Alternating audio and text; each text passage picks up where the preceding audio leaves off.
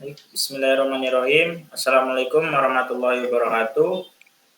Di sini kami akan mempresentasikan mengenai backup pada MySQL dengan anggota kelompok yaitu Abi Bagas Tufari dengan NPM 2017051, lalu ada Akmal Gilang Rosadi dengan NPM 206705101, kemudian ada Sylvia Rukmana dengan NPM 201705047. Selanjutnya materinya akan dijelaskan oleh Akmal Gilang. Kepada Akmal Gilang dipersilakan. Baik, terima kasih kepada moderator. Di sini saya akan menjelaskan materinya terlebih dahulu sebelum kita menemukan program di akhir. Saya di sini akan menjelaskan materi yang berkenaan dengan backup data pada MySQL. Backup data adalah sebuah proses menyalin data fisik atau file ke penyimpanan sekunder seperti flash disk, hard disk eksternal, sistem cloud, atau media lainnya. Hal ini mengantisipasi apabila data primer mengalami kerusakan atau hilang. Kerusakan data primer disebabkan oleh beberapa kondisi seperti kerusakan pada perangkat kita uh, baik itu korup ataupun terkena serangan virus atau menghapus data dengan tidak sengaja sehingga seketika sewaktu-waktu data utama hilang dan kita masih bisa mengembalikan data-data itu secara penuh tanpa ada kerusakan ataupun kehilangan. Di sini ada fungsi utama backup adalah membuat cadangan dari data-data yang rusak, hilang atau tidak dapat diakses kembali. Mungkin penyebabnya bisa karena kesalahan pengguna itu sendiri ataupun faktor lainnya seperti perangkat rusak, serangan virus, data yang korup atau bencana alam dan sebagainya. Di sini ada fungsi restore. Fungsi dari restore yaitu mengembalikan data file maupun sistem dalam keadaan semula.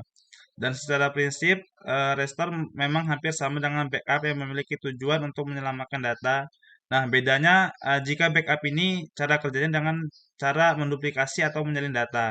Sedangkan restore yang bertugas mengembalikan data maupun sistem sama seperti pada keadaan awalnya. eh, Mengapa kita butuh data backup dan recovery? Yang pertama, yang perlu kita perhatikan yaitu semua rentan menjadi sasaran pencurian data. Siapapun dan apapun bisnis kita, jika tidak jaminan untuk tidak menjadi sasaran ancaman pencurian data karena hacker tidak memiliki target mereka. Uh, Hacker memiliki sejumlah alasan, mulai dari mengincar data sensitif, balas dendam, meminta uang tebusan, atau sekedar ingin menunjukkan eksistensi mereka. Yang kedua yaitu ada kehilangan data karena berbagai alasan.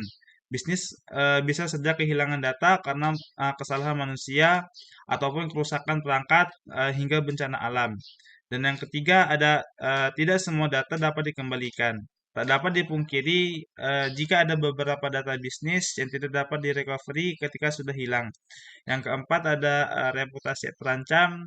Operasional bisnis yang terhenti karena kehilangan data akan memengaruhi reputasi bisnis hingga berpotensi membuat kepercayaan customer menurun. Adapun yang kelima yaitu ada downtime atau merugikan bisnis. Saat data kita hilang, maka operasional bisnis menjadi terhenti hingga waktu yang tidak dapat dipastikan. Dan karyawan pun sulit untuk bekerja karena data customer atau aplikasi bisnis itu tidak dapat dibuka. Nah, di sini jika kita melakukan recovery data yang hilang atau sempat terjangkit virus atau korup, kita dapat melakukan langkah-langkahnya. Yang pertama, kita buka dulu start, klik tombol start, lalu pada sistem pilih setting recovery. Lalu ketika sudah kita mengeklik tombol next pada sistem recovery, lalu muncul daftar recovery poin yang secara otomatis ada di sistem komputer kita. Pilih waktu yang diinginkan untuk melakukan proses recovery data. Klik scan for affect program. Jika sudah, maka kita bisa mengklik finish untuk mengakhiri proses recovery data. Dan yang terakhir, jika kita sudah yakin dengan semua itu, maka kita pastikan untuk merestart komputer agar data tersebut dapat dipulihkan dan bisa diakses secara normal. Untuk demo programnya mungkin bisa dilanjut oleh Sylvia.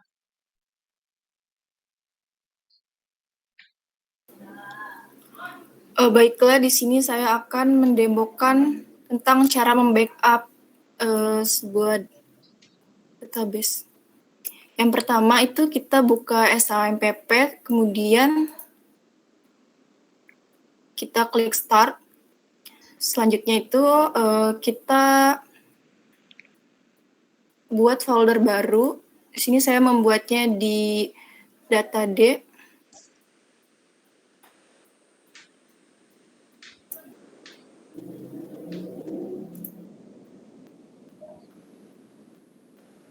Di sini kita beri nama backup. Selanjutnya kita buka text editor. Di sini kami menggunakan Notepad. Kemudian kita tuliskan beberapa kode. Nah, di sini ada kode set data time. Di sini itu untuk memformat tanggal dan waktunya. Kemudian set file backup dan MySQL dump-nya. Kemudian kita save. Kita save di MySQL bin. Kemudian kita beri nama misalnya backup data, kemudian beri nama dengan format CMD. Selanjutnya save. Setelah itu kita buka task scheduler.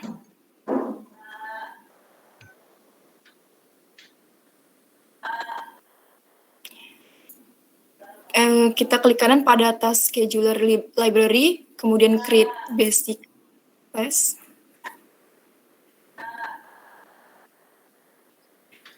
Kita beri nama misalnya backup database. Selanjutnya next. Kemudian di sini kita pilih kapan tasknya itu akan dimulai atau backupnya itu dimulai. Kita pilih per minggu misalnya, kemudian next. Setelah itu di sini tanggal ditentukannya. Selanjutnya next. Kemudian di sini kita pilih start program. Selanjutnya next. Kemudian di program script ini kita pilih file yang telah dibuat tadi. Nah, di sini backup data. Setelah itu di add argumen dan start ini kita isikan file yang disimpan, lokasi file yang disimpan tadi. Copy. Selanjutnya next. Kemudian finish. Setelah itu kita lihat. Nah, di sini dia udah muncul. Kemudian kita jajal mencoba untuk run.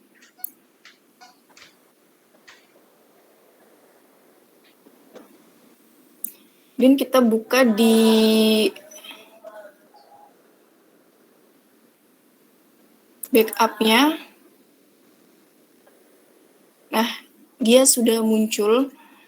Filenya berarti kita berhasil membuatnya.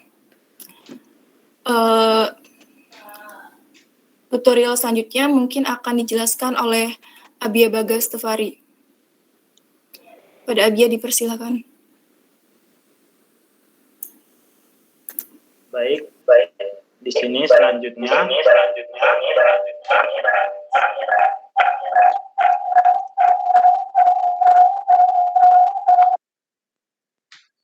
Guys, suaranya mantul, guys.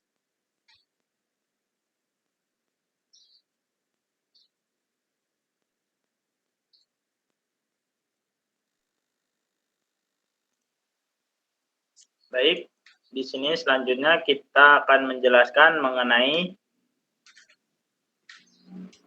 pengetesan file backup dengan cara yang telah dibuat dengan mengimpor ke database baru pada PHP MyAdmin.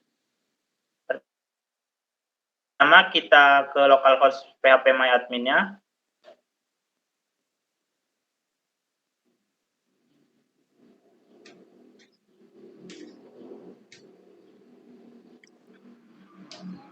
Nah, kemudian di sini kita coba hapus terlebih dahulu pada database pemula. Terlebih dahulu kita lihat.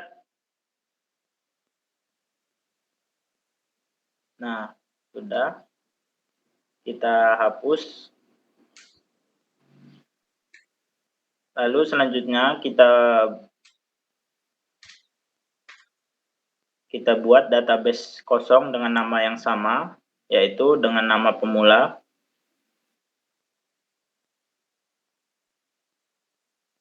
Kemudian kita klik create.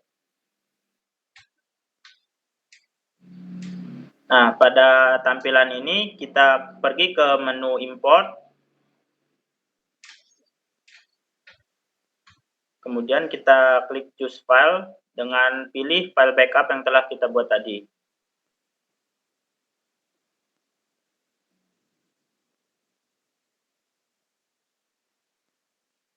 Kita open. Lalu kita pilih go.